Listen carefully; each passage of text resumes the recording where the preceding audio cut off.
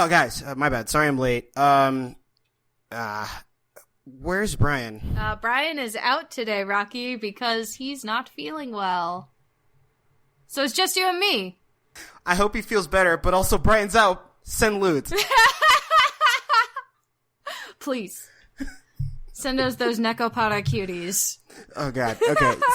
So I was actually late because I was rewatching The Devil Wears Prada, which is, always a good time. It is. That is some excellent fashion. Honestly. Oh, man. And when I was setting up my equipment, the scene where they do the cerulean sweater speech yeah was starting, and I got distracted. I got lost in it. It was just oh, man. It's I don't know so what it is. good. That movie, it makes me want to get my shit together. But also, whenever, never mind, I'll get into it a bit. Hi, my name is Rocky Hardy. This is Impossible Coin. I'm here with the crown jewel of Ohio, Tegan Somerset. I am Beauty. I am Grace. I will punch you in the face. No, I won't. That's a lie. I'll break my hand if I try to punch anything, I think. And our favorite loudmouth Cinnamon Roll is currently under the weather, so he will not be in today. But it's cool, because we're going to talk a little bit about video games and stuff that's going on with us, which currently includes The Devil Wears Prada. Yeah. So, Anne Hathaway's group of friends, right? Are shitty. Which are Wanda Sykes, the guy from Entourage, the main guy. You know the guy. And one of the accountants in the background of Mad Men. All four of them are in specific fields that are kind of creative. The only exception would probably be the analyst job, because one of them is a corporate analyst. One of them is working at an art gallery. The other one is a fledgling chef. And Anne Hathaway, who, has the additional background of being a journalism major and turning down Stanford Law, ends up going to work at a fashion magazine for Meryl Streep. Who's brilliant in this movie. Absolutely brilliant. She's incredible. Those four friends in their particular fields, I'm realizing none of them actually have a ceiling, if you really think about it. That if the highest paid chef at the moment is Gordon Ramsay, who runs 20 restaurants and has 18 reality TV shows and all sorts of other endorsements and nonsense. And then there's the Galleria, who fuck. I wish I had the money to just be in art circles, where you could flip a painting for multi-million dollars.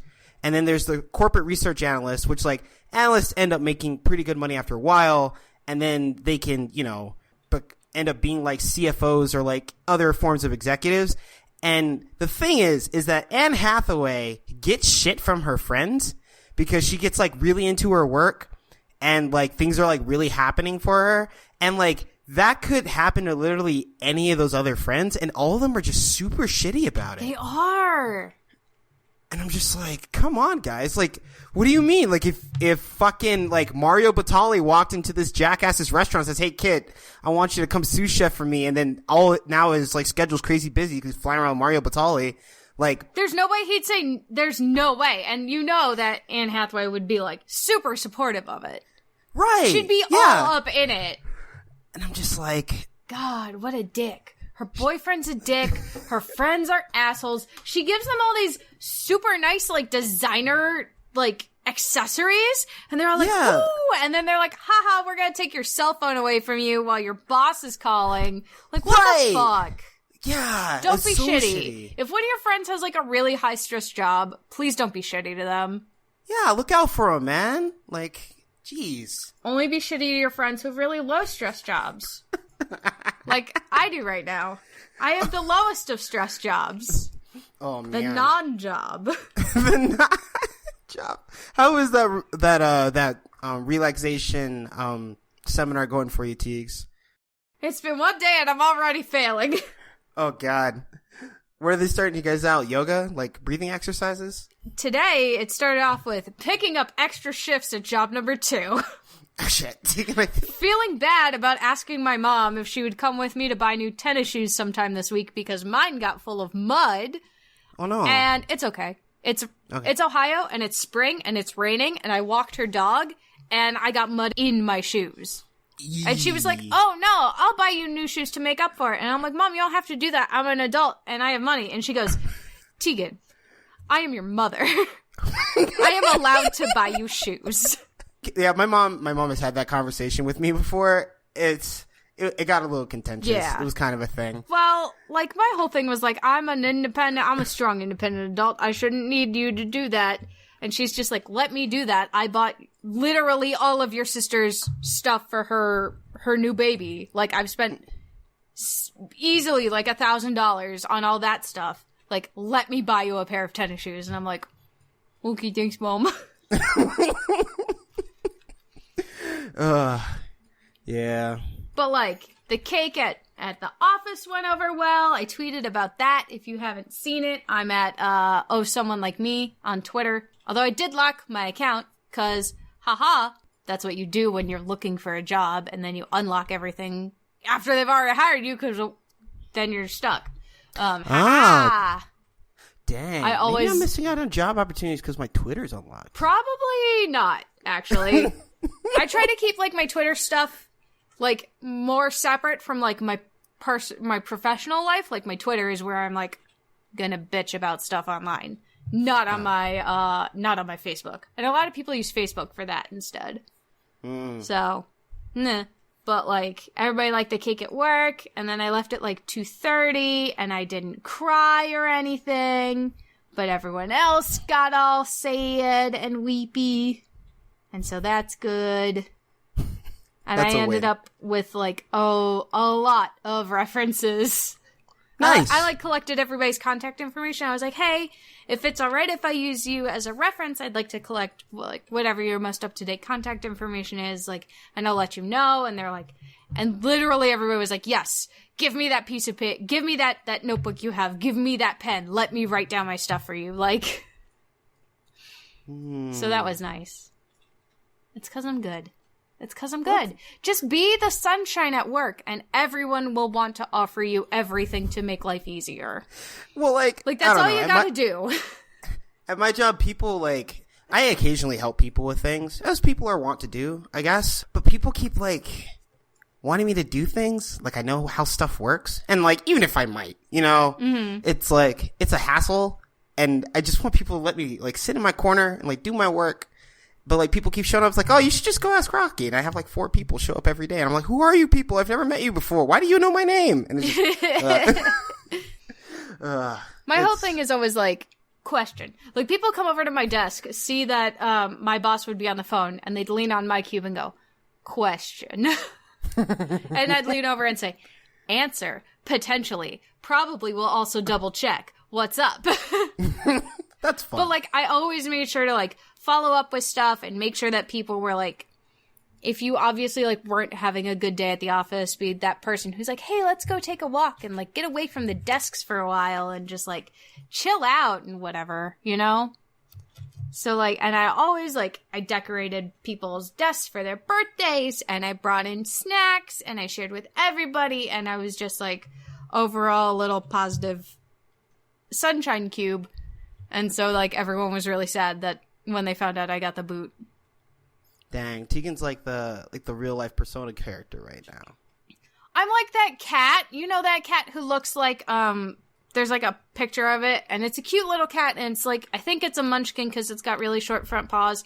It's like, it looks like this is an office woman named Margaret who's not very good at using these newfangled computers right now, but always fills up the office like jar with appropriately seasonal color M&Ms and like make sure that everyone knows their birthdays and the entire department's gonna fall apart without her. Like, that's the kind of person I try to be, except like competent. I mean, that's how you get job security. I feel that. I don't know if it's job security. Didn't help there. That's a fair point. But sorry, I did. Teeks. It's okay. I spent the time that you were late, you know, filling out applications for other stuff. And one application took me a whole hour and a half. Oh, man. Wow. Yeah. It was mostly because, like, when I uploaded my resume, it copied stuff over, but weirdly. Yeah, like all jangled. Yeah, like all jangled. It was like, there's no company listed for this. And I'm like, Yeah, there is. Oh, it's because I listed the 3 jobs I had at this one company, and so I only put the company name once as the header, and it recognized it for 0 spots, and I'm like, Jesus. Oh, no. But it's okay. It'll be cool. And then I went to work. And then I came home from work. And then I had a beef tenderloin. And it was okay. That sounds nice. Yeah, my mom cooked it really well, but, like, tenderloin's really chewy. Yes. I don't like it. I get that. Yeah. I bought my fried rice this afternoon. Like, I just wasn't patient. That's all it was. You weren't? How's that work? Well, there's a couple of things. Fried rice is a little delicate at first. For example, when you're rushed or lazy, like me, I'll make my rice and then I'll immediately transition to making the fried rice. But ideally, you would want to let your rice like sit for like multiple hours. Ugh. The universally accepted ironclad perfect time to cook fried rice after preparing your steamed rice is 1 day. A whole day? Yeah, like a whole day. Somewhere between like 16 and 24 hours. You put it in a fridge and actually let it sit out. It's usually okay. Because when rice is just done cooking, it doesn't fry well. Not because of the starch, even though starch does make things worse. The moisture that's still attached to the rice makes it a lot easier for the rice to stick together when you're frying it. And especially since like you're frying it in oil, presumably, and the oil will sit on top of the water, no amount of heat will like reduce the amount of water that's under it, which won't help with the stickiness. So like usually like if you just go straight from rice to fried rice, you'll end up with like sticky like clobs of rice around like whatever you put in it, which isn't ideal. You want to have, you know, like individual like pieces of rice that grains? you can pick up as grains. Those are the words. To get that, you want to like let the moisture basically dissipate from the rice. And cooking it out is unreliable because more often than not, you will lose out on some of your rice yield because you'll burn it into the bottom of your pan simply because like at the top, like the moisture will leave freely, but at the bottom, it's caught between other rice. So, you know, you got to be patient, which, you know, sometimes I do, but like today I was not. And, I ended up, you know, messing up my rice. I'm going to eat it. It's fine. It's not worth throwing out or anything, but it's just not pretty. Like, the rest of it's still there. Huh. So you've been playing anything, Teeks? No! Yes, that's a lie. Both of those are lies. So I got, I got my Joker DLC. Ooh. Yeah. Wow. He's something. He's slower than I thought he was gonna be. Which is weird. Like, watching him move in the trailers, I thought he was gonna handle a little faster than he does. Right. Yeah. But the color swaps are fun. Like, I had my friend who I'm playing Persona 5 with. Well, she's playing Persona 5, and I am sitting next to her, while she plays Persona 5. I'm doing the, like, day stuff, and she does the dungeons. Because I'm bad at dungeons. Amazing. Wow. Who knew? I knew. I'm garbage. I see the monsters, I actually go, oh no, and I run the other way, and then they chase me, and I'm scared. I don't like it. And it's like, you just gotta hit him once. I'm just like, oh no! Which button's the hit button? Oh my god, Tegan, it's on the screen. Garbage. Okay. I'm garbage. It's good. Okay. But, so, like, we did a Crow and, yeah, Crow's the one with the red mask. And, Joker, like, team match. And she kept attacking me! Oh no. She's like, I keep forgetting you're Crow. And I'm like, it's okay. I'll play someone else next time. So she played Joker again, and I did Inkling Girl, but in the school uniform. And she still kept trying to attack me because she forgot who I was. That's not great, Tegan. It's okay. It was fun. We had fun. We played on that stage. Her favorite Persona is Persona 3. I think Chie. The one with Chie in it. Oh, that's 4, I think. 4? She's a good Chie. I'm sorry. I don't think she listens, but that's okay. I'm sorry I mixed them all up. I'll promise I'll get better. And then they revealed Kasumi, the new girl for Persona 5 Royale, and I'm gonna get it. and I'm gonna cosplay it, and I can't wait. Oh, man. I'm so excited. So, I don't know how to feel about P5R right now, because, like, apparently it's going to be... enhanced. It's going to be like a Muso game. A what? And a Muso game? What's a Muso game? It's like Dynasty Warriors, like the Warriors games. Oh, I could do that. Yeah. That's a game I could play. Hey! At least that's what I think it is. Because, like, the combat just doesn't look the same at all. Mm-hmm. And also, like, Morgana has, like, a human form in it. Yeah! Cursed. Which I don't know how to feel about it. Cursed form. I'm excited. It's good for cosplayers, though, because now Morgana can be in your group as a person. I mean, that's true. That's definitely a bonus. But I guess the way that... Oh, that's right. You're still playing through Persona 5. But yeah, I'm not there yet. Okay, well, one of Morgana's, like, core conflicts is to, like, try to turn back into a human. And he manages it somehow. Because he's a people. Well, I guess now he does, yeah. But it was definitely a bit more ambiguous in actual Persona 5. But it was handled in a very interesting way. Like, I liked what they did with Morgana as a character. And I feel like the inclusion of human Morgana might be a little disingenuous to the character development that Morgana had in the main game. Okay. Yeah. I'm not sure yet, but either way, like, the P5 girl is pretty cool. She cute. Definitely seen people fight about her thighs for a while. It's kind of weird. What's wrong with her thighs? Wait, what's this argument? No, it's just that, like, she's, like, too sexy or whatever. What? Yeah, it's real goofy. Bullshit. Like, no. Internet's a bunch of goons. And, like... Internet's a bunch of goons. And I'm sitting there and I'm just like, I mean, it's fine. Or, like, I think one really great edit that I saw was that they took that scene from SpongeBob where, like, SpongeBob's fighting Doodle Bob. And, like, he erases, like, Doodle Bob while he's, like, smashing against a rock. Yeah. But they Photoshop out Doodle Bob, and it's just SpongeBob erasing the thighs from, like, the new P5 girl. No! She's good! Let her have thighs. Patrick's at the end of it, and, like, he's labeled as Atlas, and it's just like, relax, SpongeBob, it's just a drawing. And, like, it's just a drawing! She's so pretty! I can't figure out what color wig to get for her hair.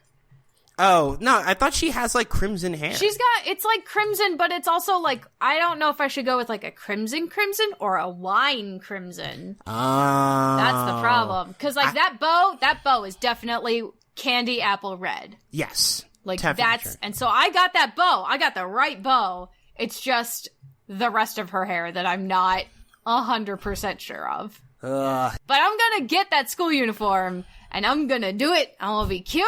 I can't wait to be cute. Also, those fucking, like, school uniforms are, like, the best. Like, just like the pants. They're cool. With, like, the plaid, like, black and red. Those are so hard. They're awesome.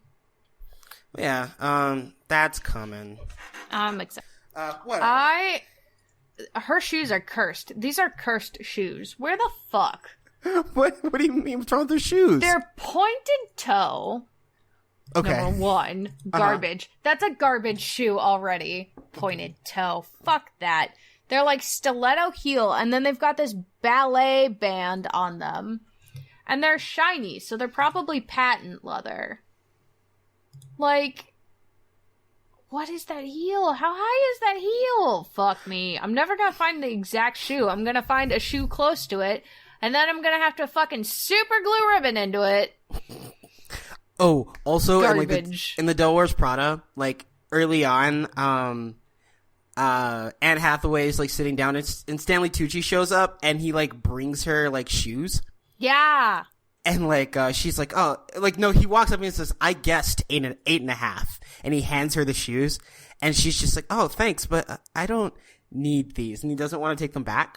Mm-hmm. And then, like, Meryl Streep asks her into the office later, and she, like, gives her a bunch of information, like 5 things to do. And then as she's, like, leaving, she tells her, like, she calls her the wrong name again. Like, she still calls her Emily. Mm-hmm. And then she, like, turns around, and then do you see, like, the camera pans down from, like, her face down to her shoes? and they're like, I think they're like raised wedges that kind of look like leather bedroom slippers. Yeah. And like, she doesn't say anything, but like, she definitely gave her a look that was just like, what are those? What the fuck? But like, she just kind of like, she looks down and it cuts back to like Meryl Streep and she's like, that's all. And then lets her leave. And then like, Anne Hathaway like basically like speed walks out the room and grabs the shoes and immediately puts them on. Like the ones that Tucci brought her. And I'm just like, holy shit. God. It was crazy. It's nuts. God, that'd be like the craziest job. It really would. It'd be the best job. I'd like just go downstairs and be like, I need to learn how to do my hair. Oh man, during the thing where like the makeover section, like he's giving her a bunch of stuff, and then like he's like, oh, you need Chanel, you are in desperate need of Chanel. And then she's like standing there like awkwardly trying to hold the stuff that he's given her, and she's just like, come on, he's like, come on, like we need to do this, and then we need to go to hair and makeup, and God knows how long that's gonna take. And I'm like, yeah, it's just like rude. Yeah, it's so rude. So rude. My hair's cute at least, dang. Shout outs. And I can do my own makeup, I just need someone to like teach me more technique. Fuck. Just make sure no one tells the church. Yeah, if they find out we can shapeshift, they'll tell the church! We'll go to hell. God, I love her. She's great. She apparently got a show, like, recently. I follow her on Twitter now. Did? Yeah. What? She stopped, like, posting YouTube videos. It made me sad. Yeah. But she's been busy. But, she's, like, apparently, most recently, she's, like, she got, like, a pretty, like, I think it's a Netflix gig. Ooh. And she's, like, she is, like, a major character in a series. She's playing a librarian. Yeah, I don't remember. But I think she's at Slayler J. Yeah. Yeah. I follow her on Tumblr. Mm. Which sounds stupid, but... Whatever. Tumblr's still alive. It is. Although my fucking stuff is broke, I can't message anybody from my roleplay blog for some reason. Oh, no. I can't message anybody from any of the side blogs. It's garbage. That's messed up. Absolute garbage. I don't know why it won't let me do it. I can talk to everybody on my main blog. Oh, okay. They But- might have just put that up on side blogs. It sucks, though. Oh, 100%. Not great. I don't want to have to, like, parse out all my blogs. Mm-hmm. Garbage. Oh, also, Tegan, I owe you an apology. You do? Yeah, I've been an asshole for largely about a year, and I'm deeply sorry. Because I just got around to watching Megalobox. Oh. Like, and... Was I right? Yeah! Do you love it? Megalobox was fucking dope. Like, it was... Oh, God. I mean, they did like a bunch of like, there are a lot of cliches. Like, you know, kind of like, you know, the nameless protagonist and like, you know, the boxing anime, the boxing cliche, but like the boxing was really good, man. Like I was just like, right? I'm like watching it, I'm like, holy shit, that's a really good right cross. I'm like screaming at my TV and shit.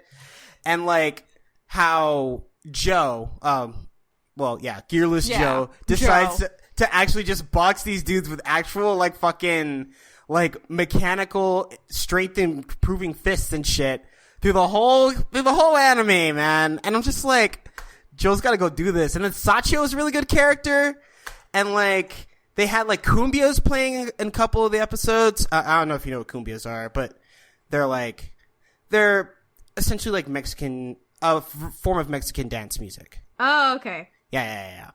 And, man, and I already forgot his name, but the coach had like actually a really good arc, and there's a really good fight where they had where he had to fight Aragaki, who is like a war vet who lost both his legs in the war because he like ended up trying to help a a distressed woman, and it just turned out she was like lying on top of an IED.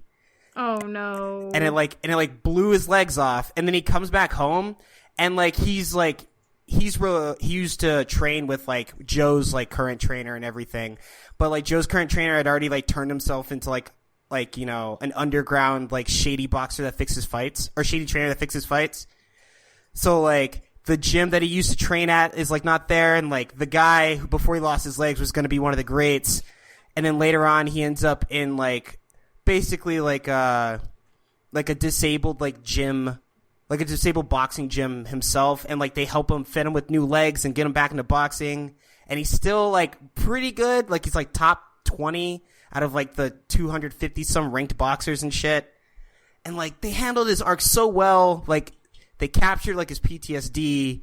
They showed like the like unrepentant anger that he had, like not necessarily at the people, but definitely at his situation, and how his life was just disrupted, and how he was pointing it at the wrong people, and ultimately like he realizes that. And like it's also just about the sport, or like, and there's like there's a character in there that who's like one of the few female characters, which might be a bit of a gripe. Not enough ladies. Yeah, you know. I mean, that's a fair gripe. But she's the head of like the company that's running the tournament, so like she's definitely not wanting for power or anything. And she's like upset because like one of the boxers that like works for her is like so interested in this particular fight. And it's like, I don't understand why you guys work so hard just to like beat on each other. And I was like, I yelled at my television screen, Tegan. I was just like, let the men. It's not just about beating on each other. It's a sweet science. Like, I have real strong feelings about boxing. Like, I mean, I had to learn a lot about it, you know, being named Rocky or whatever, and it would constantly come up. Oh yeah, that's kind of inevitable, I suppose. I apologize for not considering that. No, it's really cool because like I'm not like a traditional like, you know, super aggressive dude. I used to be. And really? Yeah, definitely.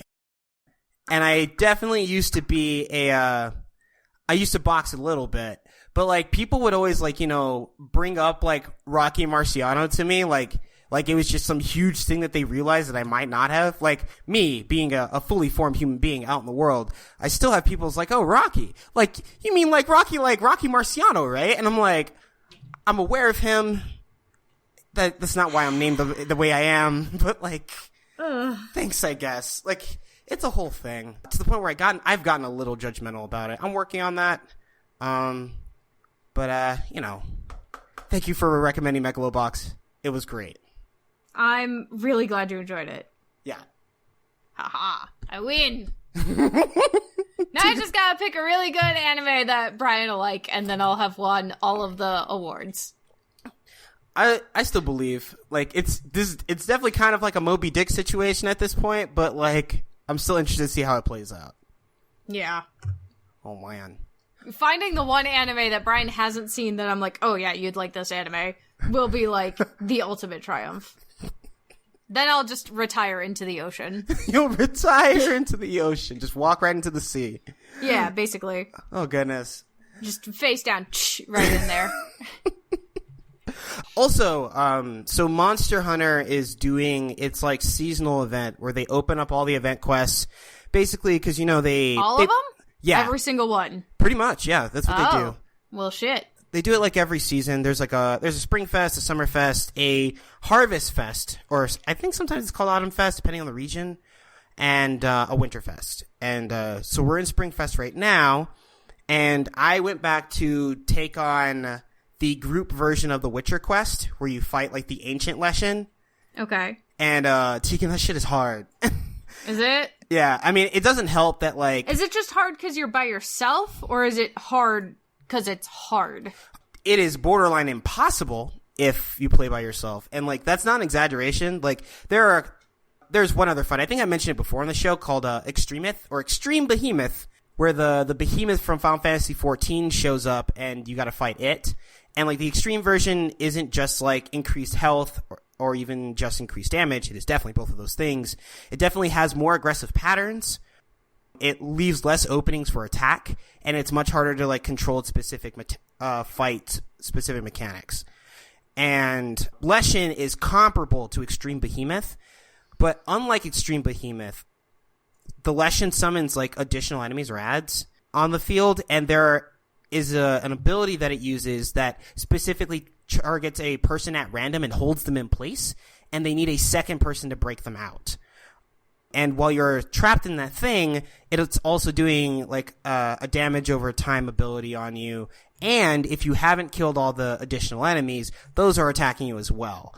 Oh, Lord. So unless like you basically hit the RNG lottery where like you've put down basically a counter healing ability that like heals over time to counter the damage over time, if you get caught in that and that's not under you, you're probably just going to die. It is soloable, but it's still like reliant on chance. Mm-hmm. Well, like Extreme Behemoth, like if you have the juice, you have the juice. That's it. Despite that, the fight is still very difficult and very punishing as a group. I've been doing it for the past couple of days, and I've been able to push a couple phases, which is just something that usually I don't have to deal with Monster Hunter. It's just like, I learned this fight in about an hour and I got it. But this one just like, Tegan, there was a moment where we pushed through like 2 phases, and like sometimes the game has like external characters that'll shout out lines that are supposed to like tell you stuff. Right. And the handler yells out, "Oh, look, I think it's preparing to attack." And like, when I look at it, I'm just like, wait, preparing to attack? What has it been doing this whole time? and then Tegan. Oh no. Oh wait, oh no, wait. No, there's follow-up on this? Yeah, then there's like an explosion of light, and because I did not do the right thing, I died. That was it. What was the right thing? Guard, run away, get behind a fucking rock?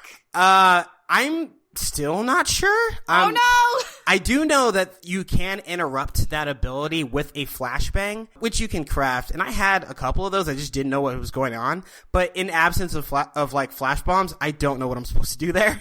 Oh Jesus! Like I just got hit, but I was just like, "Oh, you meant attack?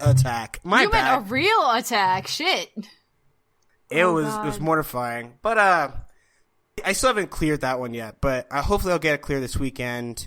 But I've been playing with a friend I know from work and another Brian, and there are too many Brians. There are so many Brians, Tegan. And we went to do the Colve Teroth, which is like kind of like a raid, but like the game calls it a siege, but I think it handles like Monster Hunter's mechanics in a very interesting way. What it is that, like, you're fighting an absurdly large monster. Like, it's bigger than any monster that's currently in the game. And it's, like, this giant, like, dragon serpent that's, like, coated in, like, gold armor. Okay. Your goal in this fight isn't actually to kill this monster, because short version, you can't. Your goal is to sever the horns from its head. The fight takes place in, like, 4, like, distinct, like, rooms or areas that, like, carry specific mechanics per room. And when you do the fight, you don't actually just do it all at once, like normal Monster Hunter fights. Instead, you basically do the fight like 10 minutes at a time to like get a handle on like the mechanics in short order. So like, you'll do like the first 10 minutes and you're in a room where there's just like a bunch of paths that the monster's walking through. And you need to deal enough damage and break enough of like the gold that's coating its body so that it goes into the next room. And like you have the ability to like drop like sets of rocks on it using like your slinger and like finding like specific areas. And after a couple of rounds of that, like, because it's not easy to do like immediately, but you get some time where like this is the thing that you need to focus on. And like you get rewarded the better you get at that. So like it's not like you do the fight and if you like don't clear it, you just don't get anything. Like you get rewards as you like push through these objectives. Gotcha. Okay, so it's not like completely useless. Right. That yeah. way. As you like push through the phases, like you have a separate bar, like a pursuit level that gets higher. And the pursuit level increases the amount of time you spend in that you're able to spend in the area or in like the hunt. And it softens like the armor on the boss to the point where like when you get to the section where you're actually supposed to go for the kill, the armor that's the golden armor that's like coating the boss gets like so like soft that like you can essentially cut through it like butter. So it feels like really good because like if you're just doing it all in one sitting, like at first it's like, oh man, I'm not making any damage on this. And then like, you know, in your last run, you do like 2 hits and all of a sudden like a huge chunk of gold just explodes off the monster because you hit it like the right way and it feels really good. Ah, okay. Gotcha. It's really cool, and like you go through like various biomes, you're like dropping stuff on them, you walk into like a living volcano, and you have to like, you can walk the boss onto like lava geysers to increase damage. None of this like really seems to bother the boss, but it definitely cuts through its armor. And then like the last area is like an enclosed area where there's like a pillar in the middle that you can like run and like wall jump off of, and like your goal is to just hit like the horns as often as possible so that you can cut them off. And it's a really cool fight. And I've done the fight before, but I haven't done like the arc tempered versions of it. And like it's just more stats and better like drops at the end of it. But it's really cool. I'm having a lot of fun. Is it more rewarding now? Oh yes. Do you think? For sure. Yeah, because there are some really rare. So when you cut the horns off the boss, right? Then like you get your carves, instead of carving the carcass of like the monster, you're carving out pieces of like the horn that you can take back and like essentially like forge into weapons. And like the golden weapons all look really good, and they basically come out with like random stats, like random damage, random elements, and random like defense, like or special abilities or whatever. And there were some really like rare versions of those items that had like a 2% drop rate. So like if you were trying to like farm that fight because you had to do like the particular cycles over and over again, you're looking at like a minimum 40 minutes to like hour long runtime for like one set of rewards. And you can get maybe 3 or 4 items like per like clear, but like at a 2% drop rate, like that's just not like really feasible.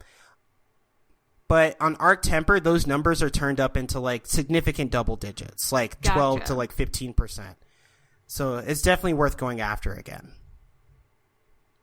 Nice. Yeah. So, you know, I'm back on my bullshit. I'm playing Monster Hunter again. Feels good. Yeah. You gotta do the thing that I always do. Run in, real close to the monster, and instead of dodge rolling, sharpen your blade. Oh, I actually... Right up next to it on accident. I did that versus Leshen once. Oh, God. And then it has like a spot ability where it just like spawns roots under me and just launches me into the air. Oh, no. And I was just like, oh, well, you know, I deserve that. That makes a lot of sense. I'm up here now. Jesus. That's great. It is definitely a challenge, but it is a lot of fun, and it feels good to do the thing. That like do it, like being able to clear the fight is like intrinsically valuable, like more so than like other stuff, I think. And I'm not sure if it's just like the investment, because like I've definitely done things where like it's taken me a while to learn how to do it, and then at the end of it I don't feel great about it. But like when I'm like, yeah, I'm actually landing this hit, or I'm finally breaking through this gold plating or whatever, or like I finally made it so like the Leshen can stop shooting crows at me. This is amazing. But I don't know. This is where I'm at with the game. Nice. That reminds me, I gotta get a new military jacket. Why? My like new military jacket? Yeah, my personal style is like pseudo paramilitary.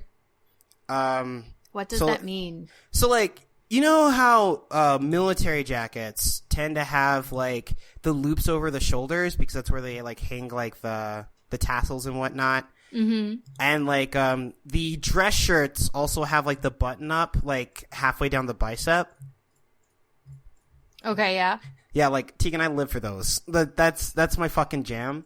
But I have worn those like clothes like to death. And while I do have a military jacket, I think I still have like the ill-fitting one. Like it's just like a size too large. So I need to get another one that like fits a bit better, and I need to get more of those button-down shirts. Why not get the first one tailored? Because I don't trust any of the tailors in this town. Oh. That's pretty much it. Like if I found a tailor that like I really vibe with, I used to have a tailor like from 2011 to 2014. That guy was boys. But then he moved to like the East Coast, and like it is not feasible to stay in contact. Yeah. But I would like to get that jacket tailored. And I need to buy new shirts. And yeah, I need to I mean, it is partially like the Devil Wears Prada, but like, you know, watching the Devil Wears Prada just makes me want to get my shit together. Yeah, that's fucking fair though. Also, okay, so like there's a montage that they do that obviously costs them so much money, but it's fucking clean. Is it the fucking where Meryl Streep is just throwing her coats and bags on the fucking desk? Because that's my favorite. Oh fuck! Well, like that was intense, but like those like hurt. Oh god, so good. Those like hurt me personally, and I'm just like fuck. Like I work here like every day. Please stop doing this. That's real money. Those were all like fucking really expensive bags and coats, and she's just dropping them like they're nothing. Yeah. No, but it was. I love it. It's it's just after Anne Hathaway like got her like makeover with like fucking Stanley Tucci and shit.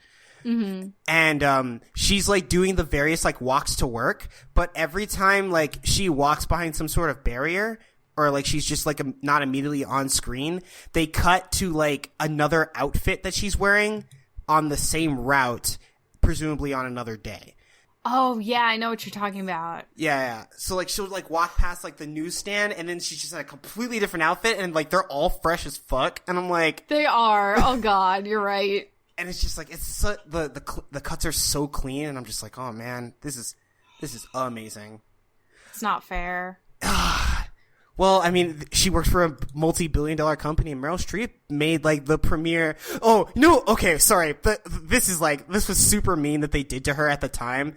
And, like, I think, like, past me just had no idea, which was kind of their point, but present me, like, 100% understands. When, like, she answers the phone, and someone's like, she doesn't say Miranda. She says, Miss Pretis' office, and it's like, yeah, Miranda Pretis, that's this... who I work for, and it's like, okay, like Dolce, and it's like, can you spell Gabbana for me? And they just hang up. Oh god. And I was just like back then I was like, damn, like they're just gonna hang up, but like currently I'm like, bitch, if you don't know how to spell Gabbana, like come on. I mean, to be fair, I don't know how to spell Gabbana, but I also don't know how to spell anything. Also Google was pretty big in 2006, right? Right. Yeah, okay. Jesus. But, okay. Get fucked. Get fucked, Anne Hathaway. Like, a lot of the, like, early stuff was like, goddamn, like, you are really lucky that you're pretty right now, Anne Hathaway, because, like, you probably wouldn't have been America's sweetheart after this if that wasn't the case. God, probably not. Well, but then, what, is Devil Wears Prada after or before she became Queen of Genovia? After. Oh, okay. Yeah. I think that made her America's sweetheart. That's definitely true. I was having an argument with a friend where we were talking about, like, anyone that we'd potentially replace, because I was like, dude, the cast here is, like, perfect. But, like, he hates Emily Blunt, which I get. There are some people that just don't like Emily Blunt. But, like, her being in that role as, like, the shitty other person was the right role for her. Yes! Like, I feel like anybody else wouldn't have been as shitty in that role, you know? Yeah, like that... You were supposed to be like, oh my god, this bitch. I cannot believe. Right. No, that was exactly what we were supposed to do, and she killed it. She did. But, one of my friends, he was saying that, he would have replaced her with, like, Kim Cattrall from, like, Sex and the City, which is essentially, like, the blonde from Sex and the City. And she probably could have done it at the time, but I still like Emily Blunt a little bit better in that role. Yeah. But I don't know. I would like to see that movie again, but in an alternate world where she didn't fucking... Where her friends were fucking supportive, and she became, like, the big Moogle.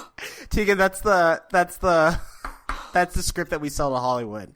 It's like The Devil Wears Prada. We're gonna re-release The Devil Wears Prada, however... Yo, like the Devil Wears Prada's remake? Yeah, we're rebooting it with one fundamental change. Oh man, but like the thing is, like who do we cast as Streep? Do we recast Streep? I mean, if we can, that would be ideal. But like what we do is we let Streep cast her replacement. Like if she doesn't want to do it, we let her pick the next person. Like she gets right of refusal. That's kind of dope. Absolutely, she gets right of refusal. We parade them out in front of her in full like hair, makeup, the whole thing, and she just gets to sit there and choose. Like she gets to like judge people like also in character. Like someone like yes. does like an accent or something, and she's just like groundbreaking, and that's it. Revolutionary. She just gets to look at florals in spring. Wow. Oh, that sounds great. That sounds like so much fun. Okay. That's it. And then we win. Then we win. Then that's how we're millionaires. Then you can be the president of the ESA. Why not? Let's do it. Who do I gotta kill to be the president of the ESA? I don't even... There's that one dude... He's like a lawyer, I think. He's like a lawyer with an MBA. Can he just, like, work with me? Can he be my underling? Well, I think you gotta win that power struggle first. Oh, fuck. I'll be his underling, and then he'll let me top. Oh. That's not how that works. Wait. What about you? What have you been playing? I'm still on my bullshit. I'm with my emotional support game. Story Seasons Trio of Towns. All right. How's that going? So I told you that Ludus is my boyfriend, right? Yes. He's the one from Luluko, which is not Hawaii. Okay. Not several other, like, warm, tropical, lovely places that also have ancient ruins in them. And he's, like, the carpenter and stuff, and he's, like, cool. He's a big old dork. Oh, God, he's a big old dork. I love him. But I finally completed all of his love events. So there's 3, like, deities in this game, one for each town. Okay. The harvest goddess, Desi, she watches over West Town. The Fox Shrine spirit, Inari, watches over Japan World. And a tiny witch named Witchy lives in the village, in the ruins in Luluko. So Desi, because I finally unlocked all of the love events, Desi showed up at my door at 6 o'clock in the morning. He's like, hey, let me tell you how proposals of marriage work now, because you're eligible for that. Oh, snap. I wish a god would just tell me how to get married. That sounds hilarious. Right? Well, the first thing she tells you is, she congratulates you on your romance and that you look so happy and you look so happy with them and blah, blah, blah. And then she goes, do you know how getting married works? And you're just like, no. I'm like 12. And then she goes, well, what you have to do is you have to buy the special item, the proposal item. Oh, God. And then you show it to the person who you want to get married, and they'll say yes or no. Ta-da! Super easy. You also have to have, they don't tell you this, you have to have at least a level 3 house. No, that's not right. Nah, that might be right. You either need a level 2 or a level 3 house. You don't need the king-size bed. You only need the king-size bed if you want to have a child. Because your child sleeps in the bed with you. Fuck. That's bad. Don't co-sleep with your babies. You'll fucking roll over on them and fucking smother them in the middle of the night. Anyway. Okay, that is a potential issue with co-sleeping, but co-sleeping can actually be pretty good for the baby. And it helps everyone get more sleep sometimes. The best way to co-sleep with the baby is not to put them in your bed, but to put them in a baby-safe bed that is the same height as your bed, so that you can reach out and touch them without having to get out of bed. That is definitely a lot safer. That's the way to do it. Do not fucking put your child in your bed before they can support their own head. They're gonna get stuck in the pillows and fucking die, and you're gonna roll over and crush them. Jesus. Anyway.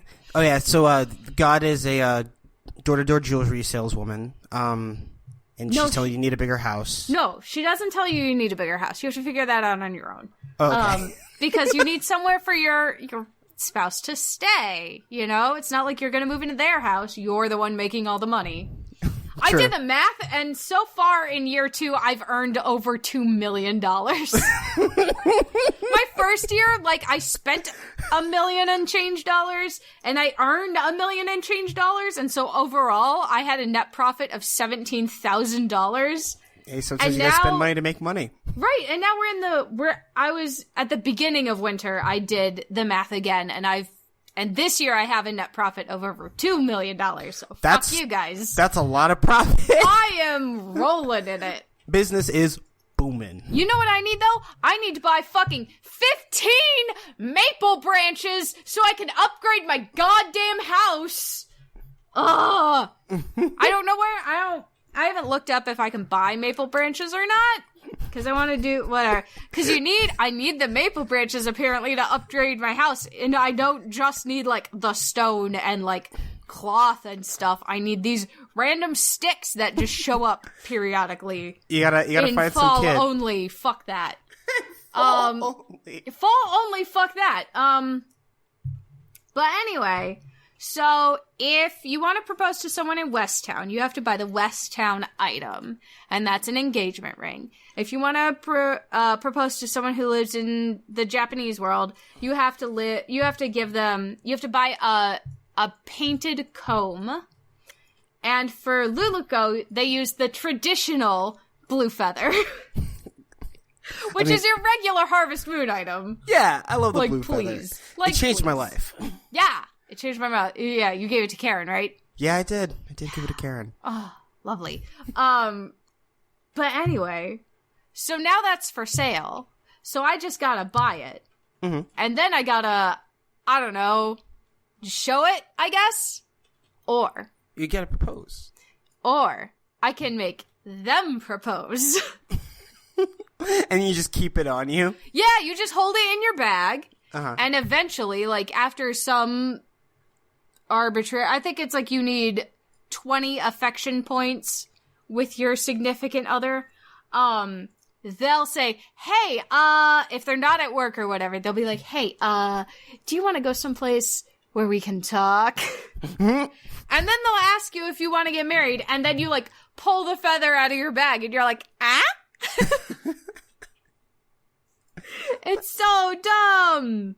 I mean, it's big dumb. Ludus's blush face is so cute, though. It's so cute. Like, not everybody looks cute when they blushing, but he looks very cute when he blushing. But I don't know if I have to upgrade my house first. I'm gonna have to look that up. But I definitely need to buy that feather.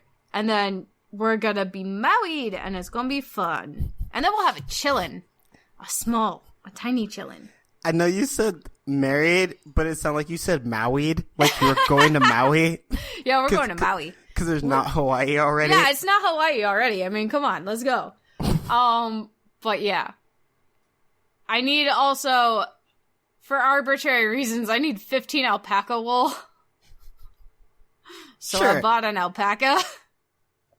I've got 2 dogs now, and 2 sheep, and 2 rabbits, and 4 cows, and a buffalo, and 4 chickens, and, not a chicken. A pheasant? I think it's a pheasant.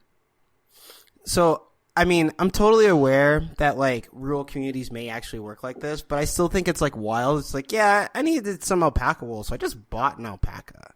Yeah, I just bought an alpaca, whatever. I need 15 alpaca wool. There's no other way to get alpaca wool. Because I don't understand how anyone else in this community has fucking survived. Mm-hmm. Considering I'm making $2 million and not buying anything from anyone.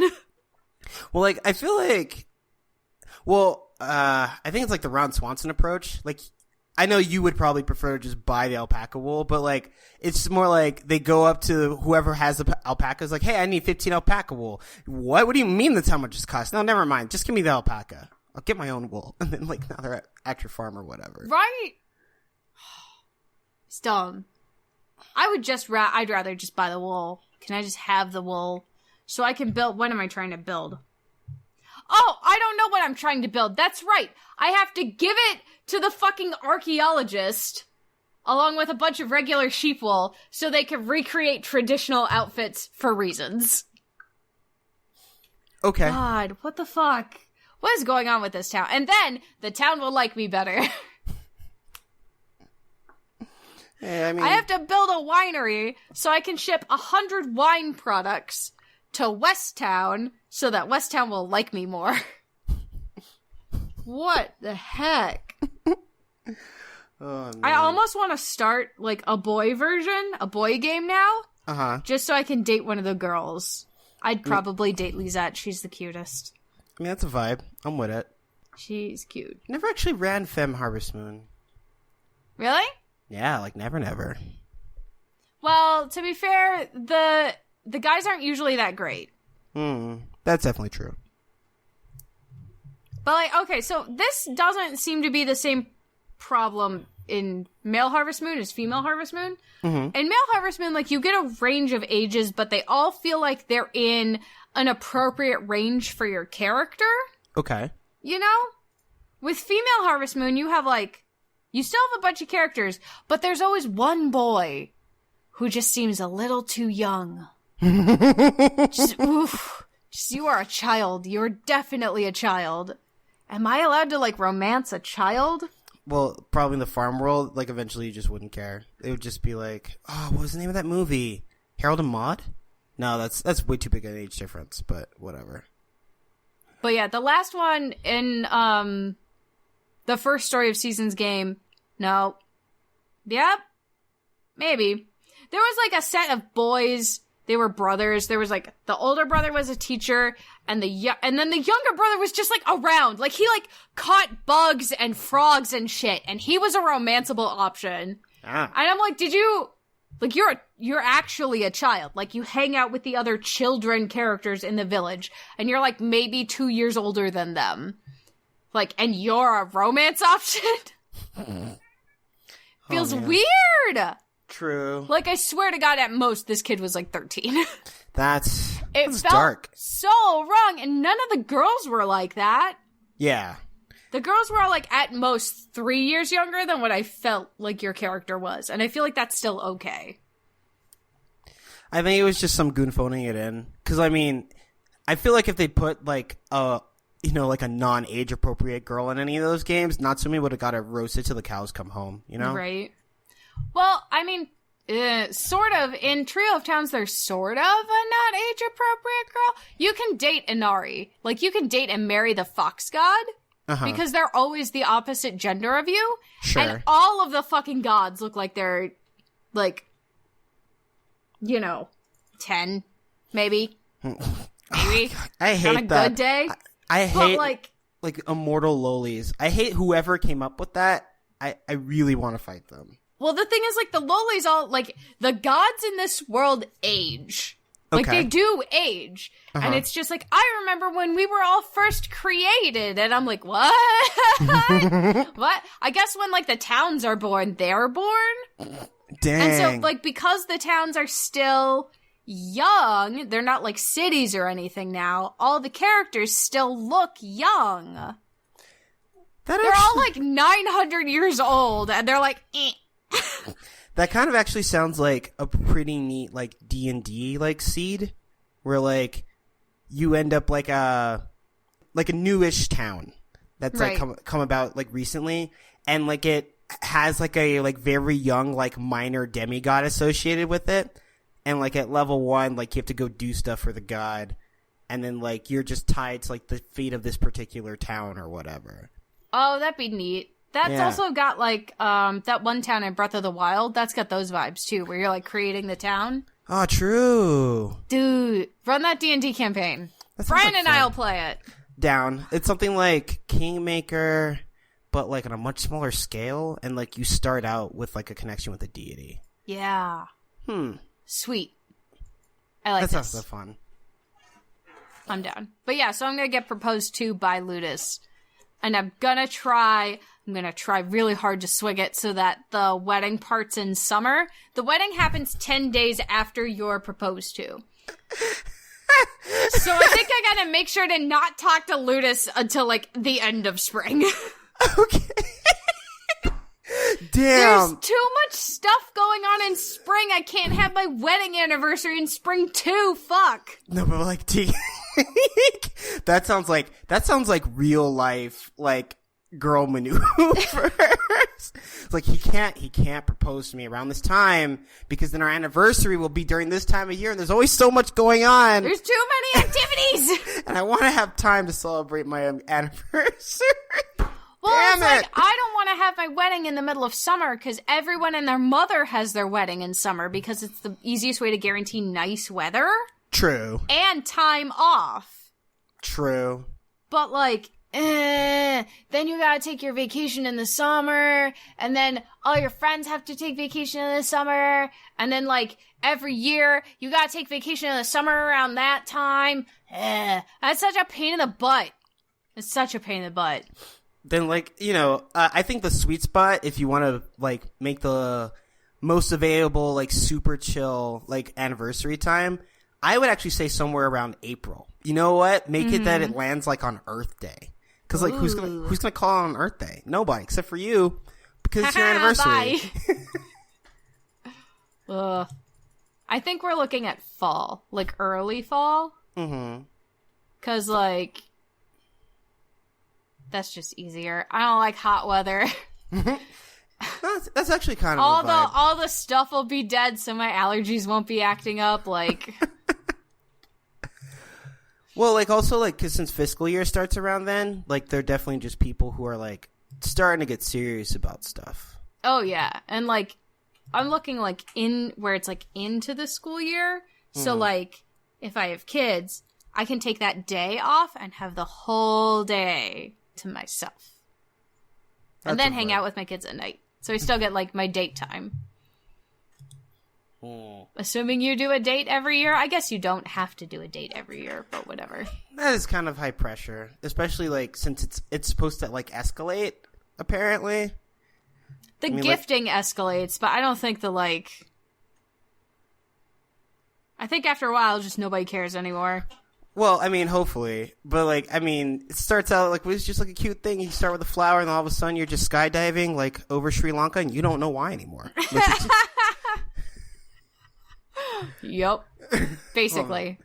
That seems canonically accurate. Oh, God. Oh, man. All right, Tegan, you wanna do the news? Yeah, let's do news.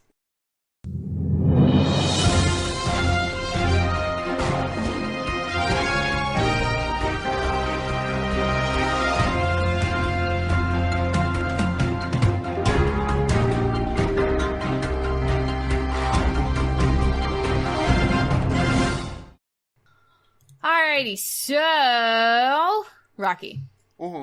Guess what? What? What's going on? So you know how Epic is opening its own game store, and like them and Steam have been having a little bit of a tiff. Yeah, I've seen a bit of that. So, Epic has pledged to give up exclusives if Steam is willing to take a price cut. Okay, like, they're not gonna do that. How much are they telling them to go down to? So, 12%. Out of their 30, there's no way. They're not gonna do it. Right? So, Tim Sweeney, the Epic CEO, he says all kinds of stuff all the time on Twitter, because that's how we do stuff now, is we tell our bullshit out on, we just air all our dirty laundry on Twitter. And he said Epic can get away with only doing 12% because only, like, after taxes and everything, only 5% ends up actually in their, like, profit. And he really wants other online stores, to step away from that 70-30 revenue split, because he thinks PC gaming would really take off, and all of the store spaces would be better if we gave more to creators, who are the ones making you the money anyway. Okay.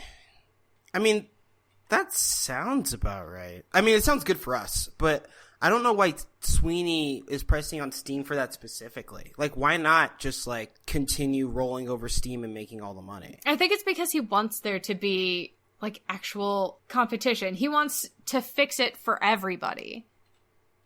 Not just, like, benefit from Steam being a fuck-up, you know? He wants to make the space healthier for everybody. But that would mean, like, giving up exclusive deals for Borderlands 3? Like, we already know that game's gonna fucking print money. Did you see the release trailer for it and stuff? People were super excited about it. Yeah, because so I'm pretty sure you're not going to get rid of Steam. No, that's not going to not. disappear. And even if it did, I don't know if Epic, the way that their model is set up at the moment, like the way that they're trying to expand, can like sustain Steam's like player base. Like if for some reason Steam went out of business and like if Epic became like the only big game in town. I mean, there's still GOG, there's still Indiegogo, there's still Humble and whatnot, but like they're not really comparable to Steam in terms of scale. Not yet, but I think they could be, honestly. I really do think they could be. I think if Steam really started to look like it was taking a nosedive, Epic would put in the time, the money, and the people necessary to make their store a replacement location. Well, I hope so, but also like I'm a little wary on like what that actually means in relation to another story that we have later on. Yeah. Is it the next story? Because it should be. It's not the next story, but the next story is an issue. There's a good man. He goes by the name Zero Page on the internet, who has spent the last 7 years creating a port of Super Mario Bros., the NES game, for the Commodore 64. Wait, why? I don't know. I guess he really wanted to. That was the thing. Like, what he's been doing is he's been trying to make it so that this game works on Commodore 64, and Commodore 64 is a very different system from the NES, and sometimes it's pretty difficult to put old games on it. And while it's been discontinued since 1994, it's still pretty popular around like collector circles, and to the point where like Commodore 64 users may be the second best customers for retailers that still sell CRTs. Oh. People still sell CRTs? Oh, yeah. Tegan, have you met anyone that's played Melee? Oh, yeah, fair. Okay, fair. I forgot. My bad. It's cool. So this the developer, what he did, he's actually put together a very good port. He spent a lot of time on it, and he made it so that he can share it as a disimage file, which means you can put it on hardware, like a straight-up Commodore 64, or you can put it on emulators. And people have been really like impressed with how well this port has come out. But Nintendo has been less than happy. And no, Nintendo? Unhappy? At first, the links just started disappearing from hosting platforms. And people were pretty sure that Nintendo might have something to do with it. I mean, that seems like a good call. And later on, the Commodore Computer Club, which is a big Commodore enthusiast group, received a DMCA takedown notice from Nintendo, where they had to take down the Commodore 64 port, affectionately named Super Mario Bros. 64. And that has been showing up everywhere. And while this isn't a surprise, this isn't really something that Nintendo doesn't really do. They pretty famously took down a ROM delivery site, Love ROM, last year through litigation. Yeah, I remember that. Yeah. Nintendo's definitely trying to protect their money and whatnot. But it just sucks for this guy. I mean, like, maybe sometime 7 years ago, someone could have told him, like, Nintendo's probably definitely going to make sure that other people can't have this. But looking at the port, it's just, like, definitely, a labor of love that they've been trying to, like, make sure that more people get access to this game, because there are entire regions that just didn't really have access to the NES. And so, I don't know. It's cool that he made it. It sucks that it's been taken down, and it's one of the things that happened this week. I mean, on the one hand, illegal. Mm-hmm. But on the other hand, like, fuck. That's a passion project. Let people have their passions, I guess. Yeah, and, like, there's no reason for me to really believe that he was making money off of this, or Nintendo was losing money because of it. It's just one of those things, like, this is our property and we could theoretically make money off of it, but we're not doing it right now, and this guy is making that difficult in the future, I guess. And I'm just like, well, fuck, man. Like, this is definitely like a victim, not a victimless crime, but definitely like a harmless crime, I'd say. Nintendo is a crimeless victim. A crimeless victim. Stop it. Stop it. Oh, man. Stop it. Whatever. But yeah. This is where Brian comes in and says, corporations aren't your friend. And I say, but it's Nintendo. But Brian would also be like, well, yeah, this sucks because, no one else is making these games available in these regions for these people on these systems. And, game preservation is very important, and it'd be a good thing to have these types of games preserved in as many forms as possible.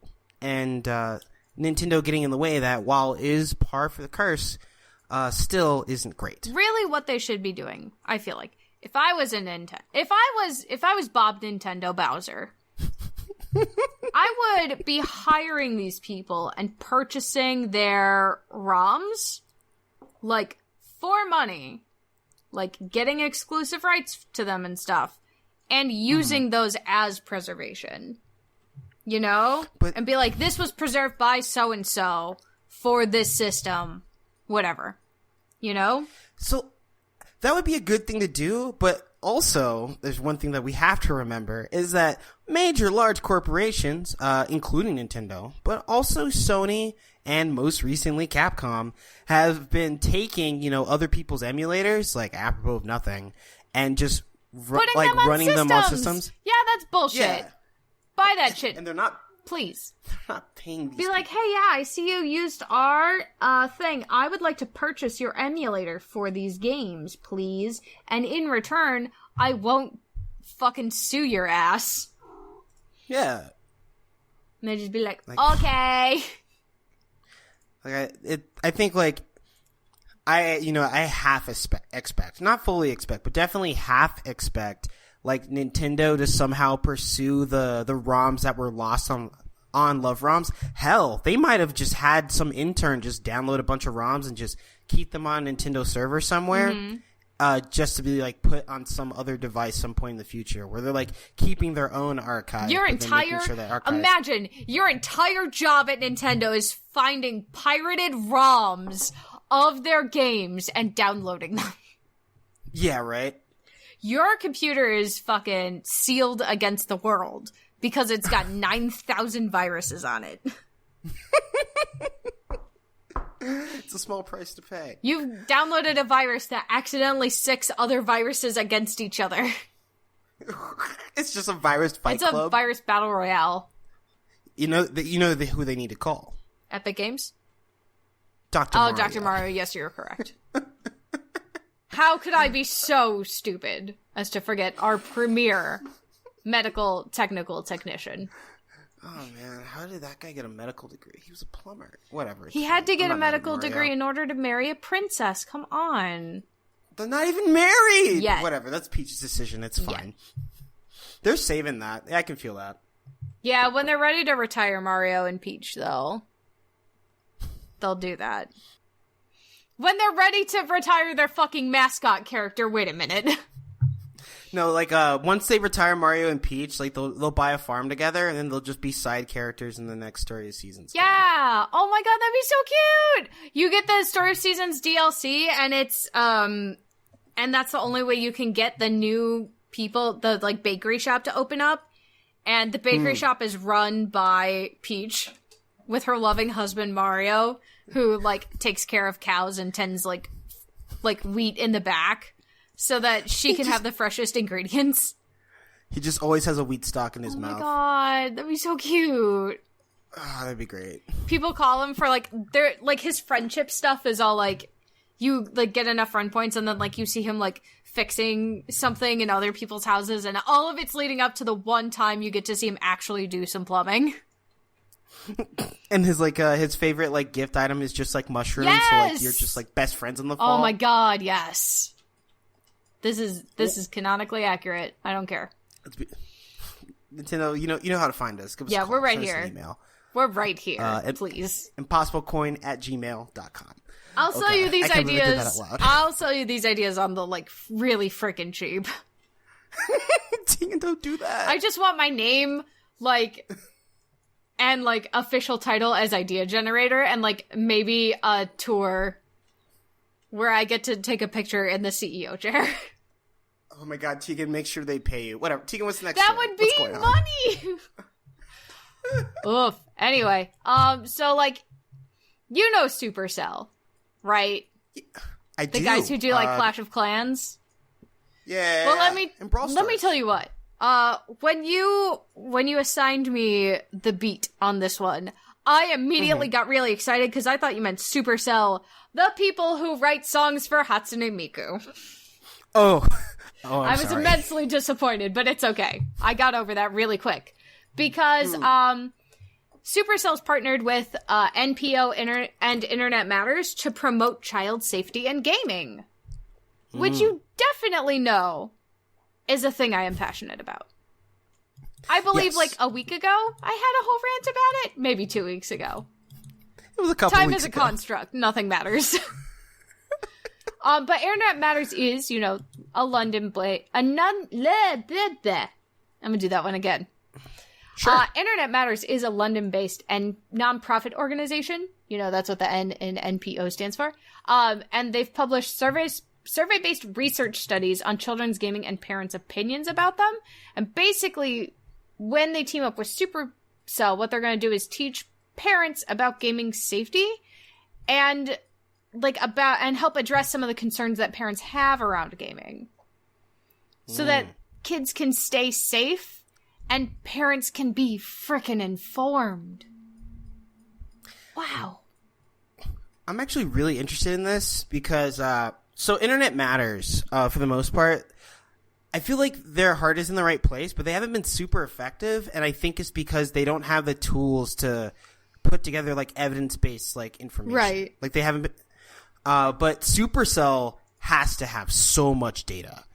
And, if Internet Matters has people that can ask the right kind of questions and see what the data says about them, they could provide a very valuable service to parents like all over the world about the types of games that their children may be playing and meaningful and positive ways to interact with them. For sure. And like the nice thing about that is the resources that they're going to be creating from the data are going to be available in English, Mandarin, French, Spanish, and German. Those are like literally the most spoken languages. Right. Like literally the most spoken languages. It's going to be super available. So I'm really hopeful for Internet Matters' mission. I hope that like Supercell is maybe not as open as possible because that could possibly put them in a negative position, but like as open as they can be to allow Internet Matters to pull out some real meaningful information. Mm-hmm. I think like this is really good. This makes me want to try like Clash of Clans and stuff. Mm-hmm. Like Brawl Stars is actually really fun. Is it? Yeah. It's basically like a phone-based like battle royale shooter, but it's all top down, like 2.5D, and like the control scheme is like real simple. Like you just like drag your character and like they move toward their cursor where you're touching, and like you tap to shoot. And so like the gameplay is really smooth, and it's really like fast, like getting you into games. Like there isn't really like much downtime. Like you're just like you press a button, you're in a game for 30 seconds. In 30 seconds, you play for like 2.5 minutes. And then, like, you get some, like, loot or experience at the end or whatever. And there's, like, a bunch of game modes. There's a lot of stuff. They're doing good work right now. Neat. Yeah. It's very exciting. Good job. Step in where the ESA won't. Now we're hitting a point of concern, Tegan. We are? But wait, that was a good... Well, we just had a good. We did hit a good, and we must treasure it and keep it safe. And but now we have to crush it. Oh, no, not this. There are other things. Okay. Wait. Yeah, the next story is that we found out Epic's secret. We found out how Epic Games is able to keep putting out content week by week, or every week there's just like a new gun or a new skin or some new thing that's in the game, and the answer is crunch. Yes, I know. The story was initially reported by Polygon. They conducted roughly a dozen interviews over several months, and where current and former employees say they regularly worked in excess of 70-hour weeks, with some reporting 100-hour weeks. Oof.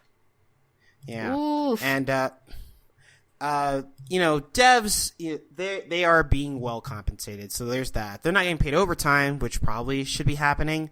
They're getting good wages. They're being given all sorts of perks and benefits. And they're given, presumably, like, unlimited time off, but, like, they can't take it because the workload just basically falls into another person. That's not great for morale. No one wants to be that guy. And those are just salaried employees. There's contract staff, specifically in QA and or quality assurance, and especially like customer service, that are working at paces that are really crazy. And it's mostly because of Fortnite. Fortnite's gotten super huge, and to the point where in customer service they had a couple of days. They had one specific day where they added just 50 new customer service representatives with zero training and just put them on support tickets. No! No! You didn't say that. No, that's a thing. No, that's not a thing you actually said with your mouth. I mean, I did, and it's because Epic did it. Epic? What the fuck? And no, you can't put people on the floor with no fucking training. What are you, stupid? How are you that stupid? Wait a minute. Apparently they can do anything else. Or, they could, but, like, that's where they're at. No, you can't do that. And, contract staff, like, while the contracts are usually, they're pretty good contracts, but they are constantly offered extra work to the point where they have to work in these, like, excessive hours. And their incentive isn't exactly like the wages or the benefits, because they don't get those, they're contracted, but it's because they expect that they need to do that work in order for their contracts to get renewed. And, like, management is very much like that they just need to contract people who are ultimately disposable. That they just want to work through these people, and, like, if they don't get if these people can't do it again next week, they're just going to hire new people. That's just it. It's really aggressive. They're working both ends of the carrot and the stick, but, like, Epic is definitely not the most human resource friendly company out there right now. That's garbage. Mm-hmm. That's super garbage. What the hell? Like, I've been in that boat. You can't put people out there without training. They do stupid shit, but also, like, they make bad decisions then for people, because they're like, this is what I would do to fix it for me. I'll just give them all the money. Fuck it. Don't do that. What the hell? And, oh man, so there's a couple of these. Some of these, like, source quotes are really rough. I'm just going to read a couple of them. This one reads, "I know some people who just refuse to work weekends, and then we miss a deadline because their part of the package wasn't completed, and they were fired. People are losing their jobs because they don't want to work these hours." There's another one that reads, "I have friends come to me and say, I can't take this anymore. I've had friends break down in tears. The crunch is constant." There's actually another quote from a contractor in QA. It says, "We worked typically 50 or 60-hour weeks and upwards of 70-hour weeks on occasion. If I got to the end of an 8-hour workday and I turned to my supervisor to ask if I needed to stay on, they'd often look at me like I was actively stupid. Officially, you don't have to keep working. But in reality, sit back down. We're going to be here for a while. If you did not do overtime, it was a mark against your character." What the shit? And the thing is, like, these are hostile work environments. I mean, there are definitely people who's like, whatever, like, they're getting paid, they should keep working. And the thing is, people shouldn't have to work like this. No one should. Imagine you were working like that. Fuck. Yeah, and like if you're, they should just work. At least they have a job. Like, imagine if that was your job. Literally use your empathetic fucking skills. Use them. Important detail for the people who are, empathetically challenged. This isn't like, a periodic thing where like, there's just that 1-2 weeks in September where everyone's working their hands to the bone. Like, Fortnite's been going strong for what, like 2-3 years now? Something like that. And they've just been living like this. Imagine if that was literally your week, like that one shitty, super bad week where everything is coming at you. Like, imagine that's your work week every week. Yeah. Every week. That's just your regular work week. It's just your life now. And, like, that shouldn't be anyone's life. It's just not. It's not how this should work. And, Epic did have a spokesperson, say that the corporation has implemented mandatory time-off policies and is, quote, aggressively growing the team, improving their planning process, and experimenting with approaches. And hopefully they get better at doing this. I could definitely understand that maybe they are just trying to keep up with the work that Fortnite has allowed them to continue to do, but there needs to be a better way to do this. Like, you just can't have people working 10, 12, 14 hours a day forever. Like, this isn't the 1920s. Like, people are going to die, like, at their desks. Like, it's insane.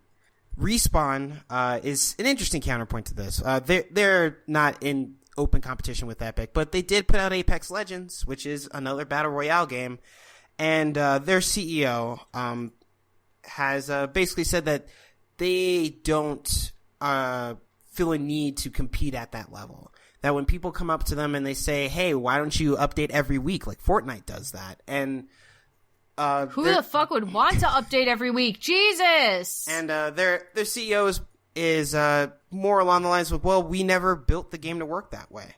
There's actually a really good quote here. There we go. Vince Zappella, the CEO of Respawn, said, our intention was always to be seasonal, so we're kind of staying with that. The thought was, hey, we kind of have something that's blowing up here. Do we want to try to drop more content? But I think you look at the quality of life of the team, and we don't want to overwork the team and drop the quality of the assets we're putting out. We want to try and raise that.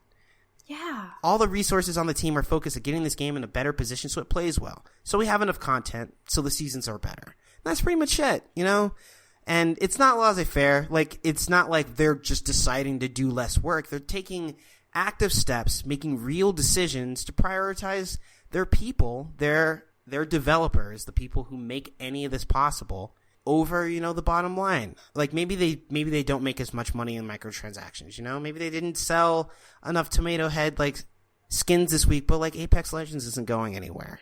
They're doing just fine, and they don't have to work their people to the bone. And, like, right. Epic should be able to do that, too. That's all I'm saying. And I know Epic's aggressively expanding, and they should, They made, like $6 billion last year? Like, they should be hiring more people. Definitely. And they should be taking the time to train them in a controlled and meaningful fashion so that these people can do this work well and not at their own detriment. But at the moment, they need to do better. They need to step it up. And they know that. They're working on it. And I really want to see what they come up with. I'm not happy. Also, fuck off, Epic. Yeah, Jesus. Fortnite is not that important. It already prints money as is. You could fucking get more people. Yeah. Chill. Slow your roll. Also, train your people, man. You can't put 50 people on the floor. Yeah, don't fucking... Oh, that just makes more work for everybody else. I don't understand why you wouldn't train people to do a job. Holy shit. Have your CEO come downstairs and work a fucking crunch week. 1 week, and it'll change. I would love to see Tim Sweeney. I would just love to see that episode of Undercover Boss where, like, they just force him to crunch. And it's just like, yo, fuck, why are we working this long? And it's just like, yeah, you're new, right? Like, it's cool. Like, we do this every week. And then, like, Tim Sweeney looks horrified. And he's just like, excuse me? He, like, gets up to take his lunch break, and they're like, what are you doing? He's like, I'm taking my lunch break. And they're like, no. You clock out. you eat at your desk. Oh, fuck. I would And you love clock back in exactly 30 minutes. And he's like, excuse me, the fuck? He'd blow his cover, like, on day 2. He would. Because he'd have to stay, like, an extra 4 hours. And they'd be like, all right, I worked 4 hours of overtime. Can I go? And they'd be like, I don't know. Are you going to make up the extra time? And he'd be like, what extra time? What do you mean extra time? Oh, man. Oh, my God. It would be the worst. True. Like, he would, like, Tuesday at lunch when they were like, where are you going? You got to sit at your desk and fucking clock out and still work. He'd just be like, that's illegal. He takes off his mic. I'm Tim Sweeney. That's illegal. CEO of Epic Games. This is bullshit. Shut off the tickets. We're stopping this right now. Everybody go home. I'm taking a fucking nap. And then he leaves. Oh, fuck. Oh, my God. It'd be great. Throws off his headset. I'm all the way in. That sounds great. Great. I'll throw off his headset. Fuck it. He can hire me to do it for him. Oh, fuck. Oh, man. Tegan, be careful about applying to Epic. Please. God. I have call center experience. Oh, Tegan. Oh, man. Can I work from home for 40 hours a week so I don't miss my cats too much? Ooh. Yeah, but they got to turn that 40 hours a week to like 75. Shit. God, I'd die. I know. I would literally die. Customer service, talking to parents whose like kids took their credit card and they just like overcharged shit on Fortnite. Oh my God, I'd be like, that's technically credit card fraud. Would you like me to arrest your child? Arrest your child! You show up with handcuffs at their place. I gotta get on a plane. Oh, Jesus. Oh God, I call the police. Ma'am, I am sending the police to your address. Why? You just told me that your child committed credit card fraud. He's gonna go to juvie. What? Oh my God, that'd be amazing. Maybe instead of putting your credit card information blindly into the computer and having it save automatically, you should have done the smart thing and bought your kid an Amazon gift card or whatever so that he could buy his fucking V-Bucks that way. Then you get written up for pushing Amazon gear instead of like the Well, Epic it doesn't account. have to be that. Like, I mean, if Epic would fucking sell gift cards to any retailer, I'd just tell them to go buy an Epic gift card at their fucking nearest retailer. But they won't. So you gotta buy your PlayStation money, your Switch eShop money, or your Xbox store cash, or whatever the fuck. However they sell them on Steam, maybe? I don't know. Oh man, I'm actually deeply afraid of like the future in which we have like physical V-Bucks cards that like people just walk around with. You know what though? It would make my life so much easier. Oh man. It would be, and you know what? Maybe they're even renewable V-Bucks cards. They're plastic. You can just have them refilled at your local retailer. I personally want a biodegradable V-Bucks card. So you want it paper? Yeah. So like a regular card? Or maybe even like one of those cards that like is like made of bread where someone like bakes it and I can just eat it when I'm done with it. Ooh, but then you get that one kid who you buy the $35 bread e-bucks card and they fucking eat it in the car on the way home because they couldn't wait 10 minutes for you to get home for dinner. And then you just spent $35 on a piece of bread that your child ate and they don't even get their V-Bucks and then they're calling into fucking customer care. Yeah. My child ate his V-Bucks. How do I get that code? Ma'am, you have to wait between 14 hours and 7 days, depending on your child's fiber intake. Oh no. They don't print on his shit. And then they gotta like piece it back together to get God. the code. Oh God. Oh man. Jesus. This is a mess. That's a garbage feature. Yeah. We got it. We got there. Brian would be proud. We got the garbage feature. Brian, are you proud of us? Brian, are you proud of us? Come on, podcast dad. Okay. Tegan, we have one more story. I'm entrusting it to you. All right. So, I have good news and I have bad news. Okay. The good news is, the Switch is doing good. Nice. The bad news is, it's not doing great.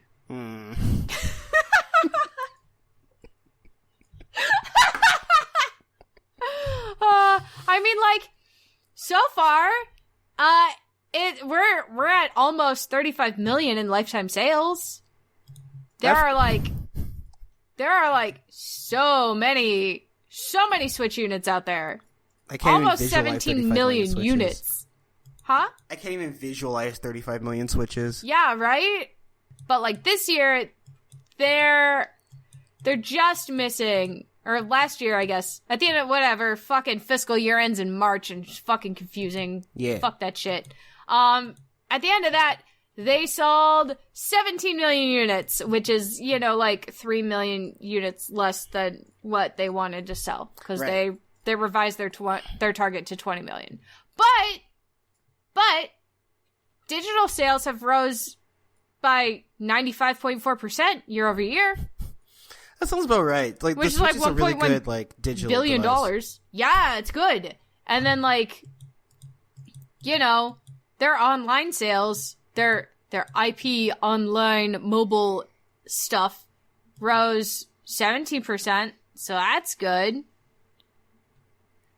And they're hoping that the VR kit, Super Mario Maker 2, and Fire Emblem Three Houses are going to give the system, like, an immediate boost.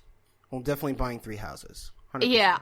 And I know Brian's definitely buying Mario Maker 2, because he's looking at that EU exclusive, well, right now it's exclusive, that EU bundle that comes with the stylus. But I don't know if the VR kit is what's going to really move it, because reports are that the VR for Breath of the Wild is, what's the word? Not great. Aw. I haven't gotten my, VR because, there have been, some circumstances that have changed for me. Right. But, yeah. I'll give a report as soon as I get a set. But, like, apparently it's not super good. They did recently release an update, though, that, fixes some of the load times, so they're less long. But yeah. So, so Nintendo says that they expect with, Super Mario Maker 2 and Fire Emblem Three Houses and Pokemon Sword and Shield and Animal Crossing and Link's Awakening on the horizon for this year alone, Nintendo's expecting to sell another 18 million units this year. That's pretty huge. And if they do, hopefully that'll get it to a net sale of like $11.2 billion with profits of like $1.6 billion. Gotta spend money to make money. Jeez. Yeah, I know it's that frickin'... When's that Story of Season coming out? They're doing a Story of Seasons Doraemon edition. Really? Doraemon's gonna be in Story of Seasons. Yeah, I can't spell Doraemon because I put the wrong letters in it. Let me show you this image. It is something. Oh boy! That is a lot. How does it make you feel? Like, on the other hand, if this is what it's gonna look like, if this is what my next Story of Seasons game is gonna look like on the Switch, like, I'm in. These are beautiful. These graphics are nice. Yeah, this Doraemon Story of Seasons game comes out June 13th. In Japan or here? In Japan. Okay. In Japan. You think we're actually gonna frickin' get this? Please. I don't know. It's coming on the PC, but we're probably not gonna get it, like, on the Switch. Dang, Tegan, you gotta make that JP account. You mean I'm going to Japan in October. True. Wait, yeah, like, the Switch isn't region locked at all, right? No, I just gotta pop that cartridge in. Gang. Boy. You can borrow it too. Sick. I'll let you. We can send it around. It'll be fun. But, like, since they've announced this, I hope that means that there's, like, a real Story of Seasons game coming to the Switch also. Okay, so please. What is the Western crossover that they would use in place of Doraemon? Like, if they didn't think Doraemon would work in the States, What would they get for the states to put in story seasons? Oh, I don't know. What's like a pop? I almost want to say SpongeBob, except that would have to take place entirely underwater. Right. That would not work. I have an idea that will be super complicated. Are you gonna say Garfield? Oh, God. I wasn't gonna, but that's pretty great. He's the cooking contest judge. And if you make lasagna, it doesn't matter what the actual theme was, it automatically wins. Oh my God. It just has to be lasagna shaped.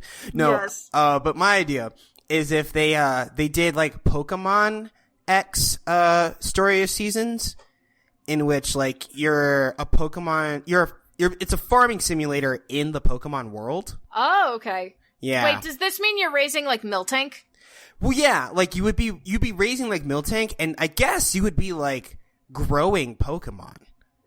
And like yeah, it would get super complicated very fast. But like what if instead of that wait, stop. Let's redo this.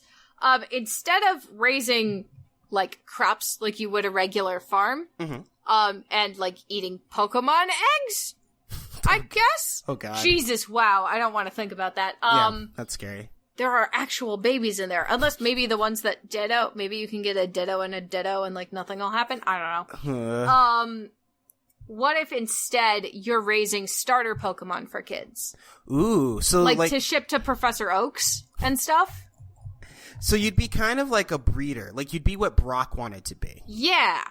But you're not and like, so you can breed different Pokemon, like, oh, we're looking for like an Eevee that starts with water gun or something. Ooh. That could be neat. Or like they have different attributes. So like this Eevee, like you can get eventually a Pikachu that knows surf. Okay, so you just be like a Pokemon rancher, essentially. Yeah, Pokemon rancher. That sounds cool. That's like Pokemon Rangers, but not. Yeah. That could be cool. That'd be neat. I think that might be the way to do it. Although that's not a Western property, that's still an Eastern property. It's still an Eastern property, so like. But it would work. But only if they have like you start out with like a talking Pikachu and it's just Ryan Reynolds, just again. Yes.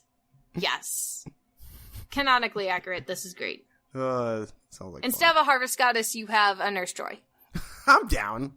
I'd love to meet a fully voiced Nurse Joy. That sounds great. This is great. Okay. So, that's all our news this week. So, Brian's not here, and he normally does what came out on Steam today. So I'm going to do that. So far, I have faith. I have faith in you.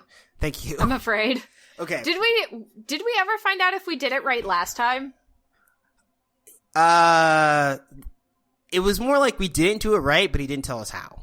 Oh, yeah, that's right. Okay. Brian, we're trying again. Brian, I know you're listening to the show. You're going to give us feedback. I know you are, because we're not doing a great job. But you need to fucking tell us, write your SOP on how to fucking do what came out on Steam today. Right, that's helpful. Okay. So 48 games came out on Steam yesterday. Okay. And 9 games have come out so far today. Our first game is Busy Spider. Busy Spider is a 3D shooting strategy action game launched by Yosoi Company Limited. Especially developed for game consoles and mainframes. It adopts full view mode. Players are What's full view mode? I don't know, Tegan. What is this? Players are in constant and intense battles using wisdom to defeat enemies. To accomplish this, you must rely on yourself alone. So it just looks like you're in a 3D area, you are a spider, you fire things at other spiders. Sometimes they explode. Oh, about this game. Lonely Fight. That's how it starts in the description. Lonely Fight. You are the only one in the game. Not only need to ensure the safety of your territory, but also need to resist the tide of enemies and seize the opportunity to attack in order to win the final victory. Invigorating battle.